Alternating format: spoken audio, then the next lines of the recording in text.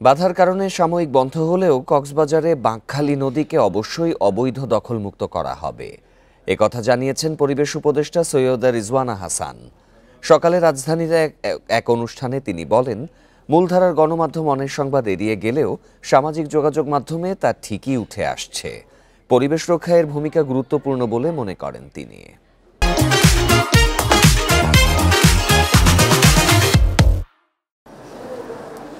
রাজধানীর সিডাপ মিলনায়তনে ঢাকার জলাধার পুনরুদ্ধার চ্যালেঞ্জ ও সম্ভাবনা শীর্ষক নগর সংলাপের আয়োজন করে সাংবাদিকদের একটি ফোরাম।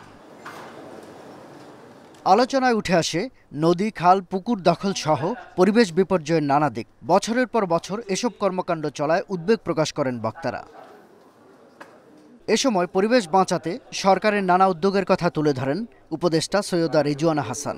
নানা প্রতিবন্ধকতার মুখোমুখি হতে হচ্ছে বলেও জানান। কক্সবাজারে বাধার মুখে অভিযান বন্ধ হলেও বাঁকখালী নদী দখলমুক্ত করা হবেই বলেন উপদেষ্টা।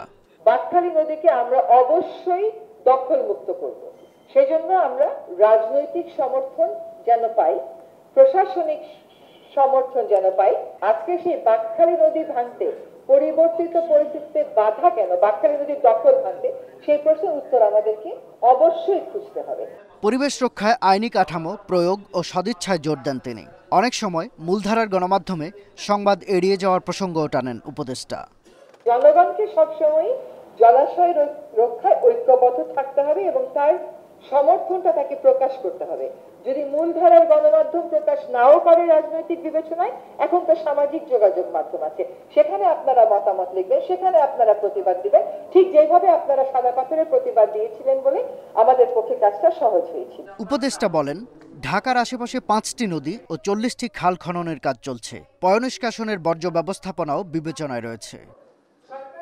অনুষ্ঠানে নগর উন্নয়ন ও পরিবেশ বিষয়ে প্রতিবেদনের জন্য ইন্ডিপেন্ডেন্ট টেলিভিশনের তালাশ সহ কয়েকটি গণমাধ্যমের প্রতিবেদককে তুলে দেওয়া হয় পুরস্কার।